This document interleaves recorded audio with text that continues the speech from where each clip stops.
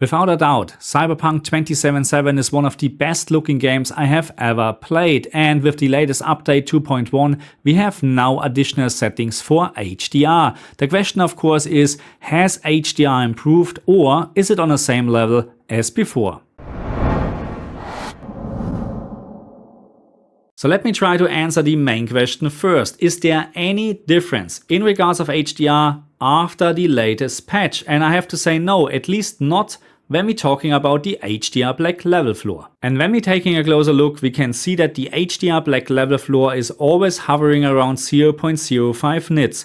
This hasn't changed since the last patch. And I was actually hoping that they're going to improve the HDR black level race, but unfortunately that's not the case. Because so far as I can tell, this is really the main reason to complain about HDR. HDR is on a great level, but it could be better with a better HDR black level floor. I also made a very interesting finding, but at this stage I'm not quite sure if this is just a coincidence or maybe there's more behind this. When we compare the HDR black level floor between Cyberpunk and the latest game what I tested, Avatar, then we can see there are some sort of similarities. I'm not quite sure if this is really just a coincidence or maybe some developer are increasing the HDR black level floor on purpose to maybe make sure that some LCD screens with local dimming are not having problems to show all details in very dark areas. Again, this is maybe just a coincidence, but I will keep this finding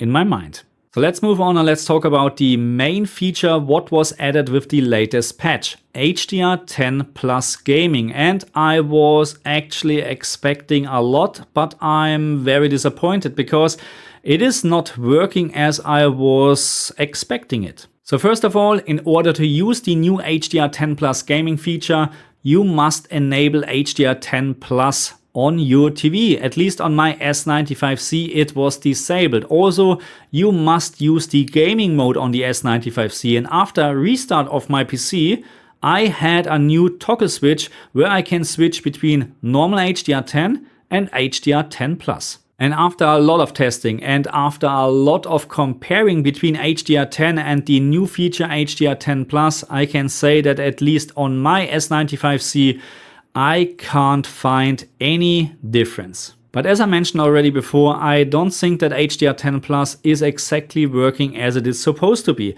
So when we're taking a closer look on HDR10 Plus and we're comparing this with Dolby Vision, then this is actually quite similar, because the main difference actually between HDR10 and HDR10 Plus and Dolby Vision is actually that HDR10 Plus and Dolby Vision is using or is able to use dynamic metadata. But this also means, and this is at least the case with Halo Infinite on the Xbox Series X and Dolby Vision enabled, that when you use Dolby Vision or HDR10 Plus, your PC, your console should actually communicate with your display to make sure that the best settings are done automatically, because this is the main factor. When you have Dolby Vision or HDR10 Plus, there shouldn't be any need to change the HDR maximum peak brightness, because again, Dolby Vision and HDR10 Plus, they are actually capable of reading out the maximum peak brightness from your screen, from your TV, and should set this up automatically.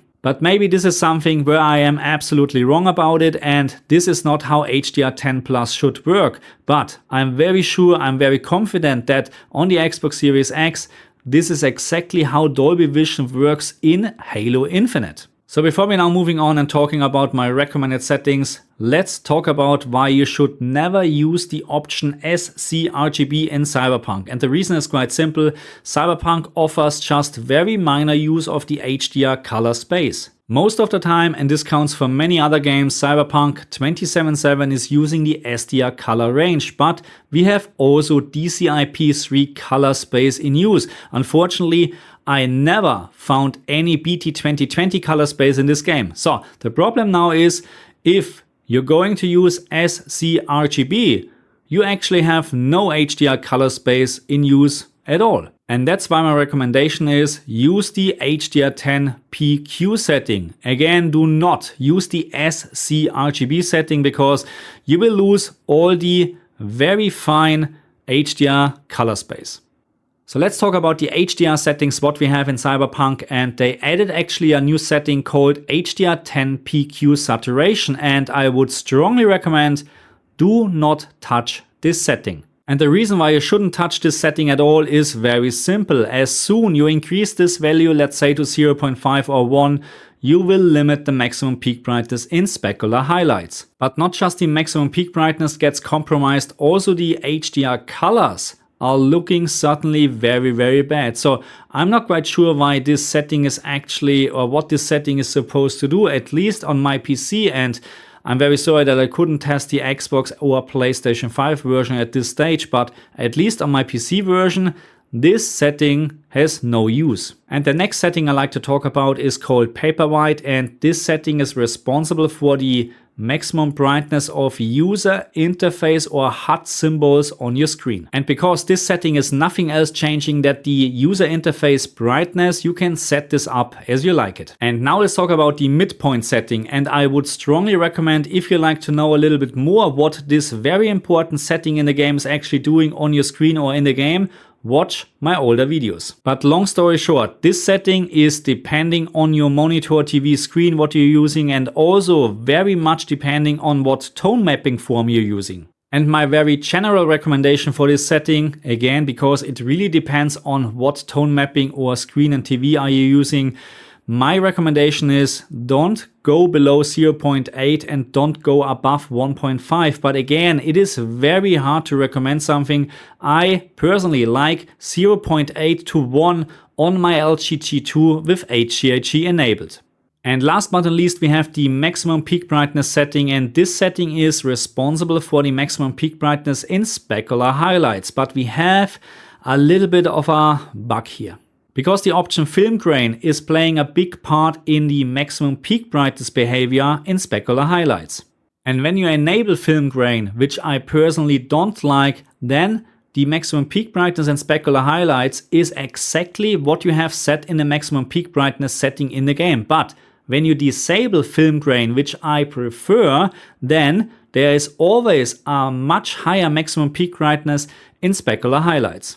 And my recommendation for the maximum peak brightness is that regardless if you like to have film grain on or off, just put the right value in what your TV or monitor is capable of. So in my case, the LG G2 is capable of 1000 nits, and that's what I put in, regardless if I like to use film grain on or off. So let's just quickly talk about the fine-tuned dark area settings on the LG OLED TV and the shadow detail setting on the Samsung TV. So in order to use the fine-tuned dark area setting on the LG OLED TV, you must enable VRR. And my recommendations for the FTDA setting is depending on what tone mapping format you're actually using. If you like to use HDR, then try a FTDA setting between -4 and -6. If you like to use dynamic tone mapping on, then try a FTDA setting between -10 and -15. And for the shadow detail setting on the S95C, try a setting between -3 and -5. Okay, my friends, so that's it for this video, and I just hope that I did not forget anything. So in general, I'm a little bit disappointed because I was expecting a little bit more from HDR10 Plus, because I'm very sure it should work similar as Dolby Vision. And there is, when we now talking about Dolby Vision versus HDR10 on the Xbox Series, Halo Infinite is the only game which supports natively Dolby Vision, and there is a difference between Dolby Vision and HDR10 in terms of specular highlights, in terms of quality of specular highlights and stuff like that. So I can't find this here, but maybe I need to do a little bit more testing. Anyway, in my opinion, the HDR implementation in Cyberpunk is really great. You have so many great looking, very bright objects. The only thing what needs to be improved is the HDR black level floor, but I have not much hope for this. So you can use some reshade shaders or Lilium's HDR black level floor fix and stuff like that. But this shouldn't be the case. We shouldn't use any settings or any mod or whatsoever to fix this stuff. But that's how it is. In general, again, I like the HDR implementation. And let me just know what you think about the latest patch. And if you have seen any difference Yeah, in regards of HDR10 Plus versus the normal HDR10. Thank you very much, and I'll see you guys next time. Bye.